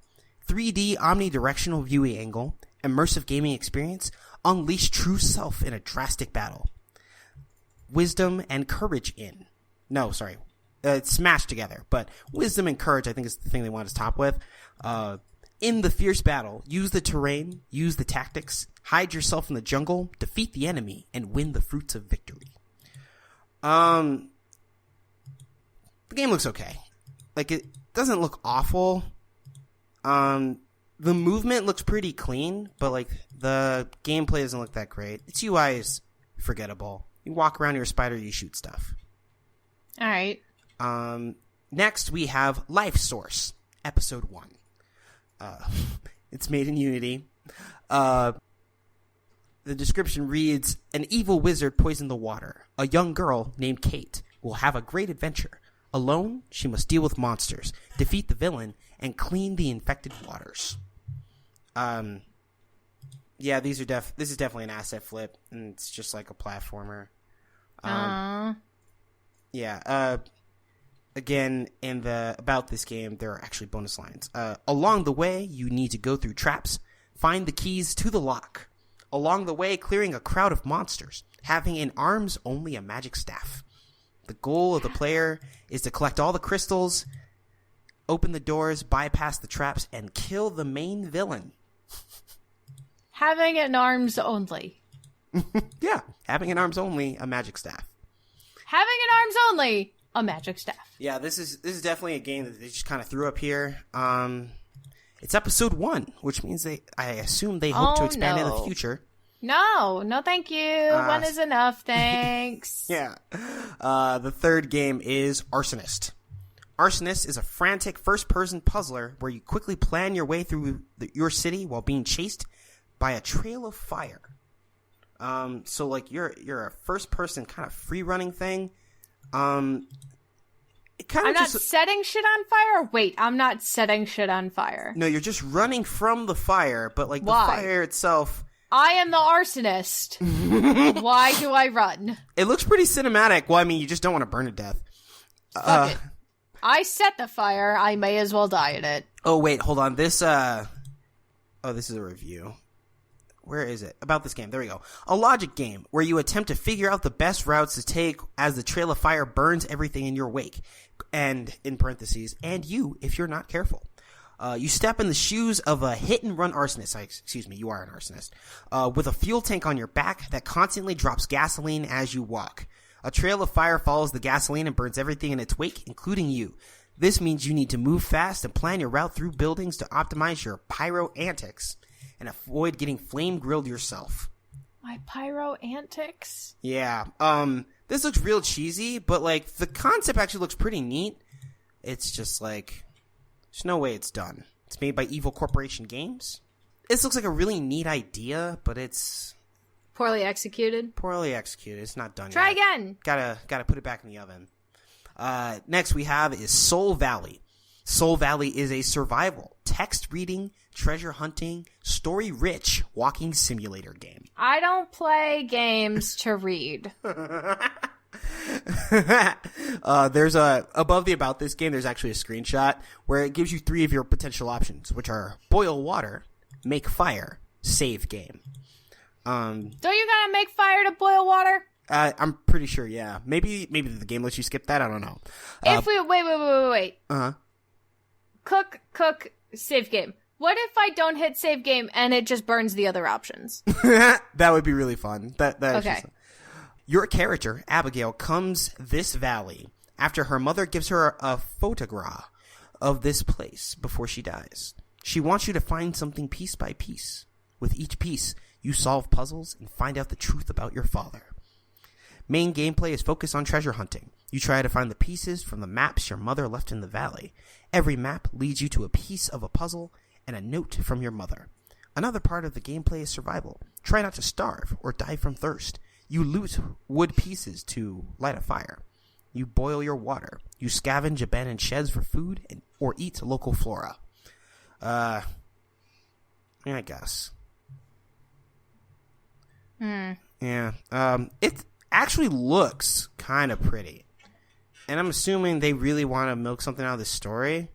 But I wouldn't call this story rich. That's what I would say. Is Is it story light or story dense? It might be story dense. Next we have Neon Pong. Neon Pong. Neon Pong? No. Or Neon? Wait. Neon Pong. Oh. Yeah, not Neon Pong. Sorry. Dang. No, you might like this team. Neon Pong is simply an arcade game. Test your skill and hit the ball. Collect points and be the best on local high score. How many billions of dollars worth of frickin' graphics cards do I need? Well, I mean, it's asking for a GTX 650, but it's also like VR capable. Oh, okay. So it's like, so that's fair. It's like, yeah. It's like, yeah. So it's like VR Pong, essentially. Remember to hit the ball with the right strength. If you hit the ball if you hit the ball too hard, the ball will be very fast. If this happens, you can always use slow motion. Features include score attack, unique music, but they end music with a Q. And okay. The game is designed for HTC and Oculus. Okay. Yeah. But it's not Neon Pong, where both the Pong pedals are cat paws. No. Which is lame. Okay. The next game, and this is a mix-up, Tegan, be careful, is called Cyber City. In Cyber City, there's only one entertainment in a Cyber City. And that entertainment is killing zombies in the arena. Oh, okay. That's not where I thought that was going. Right. In the arena, you can use 3 weapons. Weapons? Yeah. 3 weapons. Yeah, it's weapons. It's WEPONS. Gotcha. They are the shotgun, the machine gun, and the knife. In the arena, every minute the doors open, you decide what you want to do. Get out of the arena and stop the collected points, or stay and collect points further. Remember, if you die in the arena, your points will be cleared, so you must decide when you have collected a satisfactory number of points. The game has no local or global high scores. This is simply score attack game. Featured: Cybernetic City, Zombie Arena, Shotgun, Machine Gun, Knife. Knife! What have you got? A knife! Oh, man. So yeah, it's a first-person shooter. No, it's not. You got a knife. You also have a knife. That's true. Weird thing is that this screenshot is definitely showing me a pistol, but they only told me there was a shotgun, machine gun, and a knife. So I don't know who to believe. But yeah, Cyber City is a video game. It looks like it's indie gore. Oh, it's VR too. VR capable apparently. Go get it in Cyber City. Next, we have the game called Infinitely Up 3. Is this a sequel to the other Infinitely Up game? Yes, this is the third installment of the Infinitely Up saga. It is a physical puzzle where you have to build a tower of randomly issued physical figures. The difficulty is that some figures will fit you, and some will have to fit somewhere. If your figure falls, you lose. How high can you build a tower? Some will fit you. Some won't fit you, but that's okay. We don't care about those ones. Its features include interesting and addictive gameplay, a variety of shapes, pleasant music, and a minimalistic style. A variety of shapes. A variety of shapes. Turns out that the overall reviews are positive, though. A variety of shapes are featured. Yeah, that's the feature. And it will fit you. Okay, our penultimate game today is Sellsword's Ashen Company. Sellsword's Ashen Company is a medieval action RTS, real-time strategy game. As the captain of a mercenary company, you shall travel the world seeking for contracts, manage your company, and take part in massive battles. All of this in a unique blend between real-time strategy and third-person melee combat. It is in early access. And the content that's in the game right now is one game mode, which is current custom battle, one battle mode, which is land battle, 3 factions, Pretoria, Sicaria, and Woltania, 2 unit types, which are infantry and missile, and 3 battle maps. In the future, they will add cavalry and pikemen. You will be able to ride a horse with your captain. They will add a new battle mode, siege battle, add a campaign, and music. You can follow them on Trello. And that's what's going on with them. All right. Yeah. our last game. Oh boy, here we go. Our last game is called Bondage Nightmare. Nope. Nope. All done. Thank you. That's been our show, everybody. We're Impossible Coin. Oh man, no, but oh god, this actual description is just what's happening to me right now. Bondage Nightmare. You have a terrible nightmare. Yeah. You are in a scary place. You feel that you need to get to your phone, but it will not be just because you are tightly bound. What? So wait, I feel like I need to get to my phone, but not because I'm just tightly bound. Right. What am I then? The game. Well, it's explaining the key features, Tegan. The game is a bound girl simulator. You will control the bound girl. There are 10 levels with different difficulty. The zombies you have to avoid. They're saying that it has infinite replayability because the phone will appear all the time in different places. And customization. You can change the color of your hair, rope, and underwear as you like. And also choose one of several gags, because that's what I want to do. I want to be able to pick what gag I have, the color of my underwear, and the color of the rope that has bound me while I try to get my phone while I roll away from zombies. And that's all that came out on Steam today.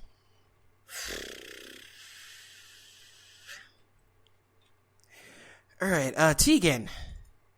Yeah. Can you go ahead and take us home? I don't know that I want to. Oh, God. Am I going to be bound tightly and not able to access my phone, but because of reasons? I can assure you that you will not. Okay. In that case, that's the end of our show. We did some things. We're Impossible Coin. I don't know how you do this, actually. So, I'm just going to wing it. For sure. Go for it. If you like our show or if you hate our show, leave us a review on Spotify, iTunes, Google Play, and or Stitcher. Or all those places. So, the guy who did our theme is Big Sach. You can check him out on SoundCloud at soundcloud.com/BigSachNJ or follow him on Twitter at Hillary_Swank. Our new t-shirt and logo have been designed by Lauren Moran. She's super awesome, and the design is super cute. You can follow her on Twitter at Lauren Moran and buy stuff from her that may or may not have our design on it at laurenmoran.bigcartel.com. And other than that, you can reach all of us. You can reach Brian on Facebook. You can reach Rocky on Twitter. And you can sort of reach me on Tumblr because Tumblr broke right now. Tumblr not letting me respond to messages, so if you want to respond to me on Tumblr, send me a fucking ask like a grown-ass anonymous adult. And that's our show. And is that it? Yeah, I think that's us. Did I hit all the points? You did hit all the points. That was excellent. Cool. Yay! And then Brian says peace, but Brian's not here to say peace, so I'm just gonna say bye! Happy birthday! What?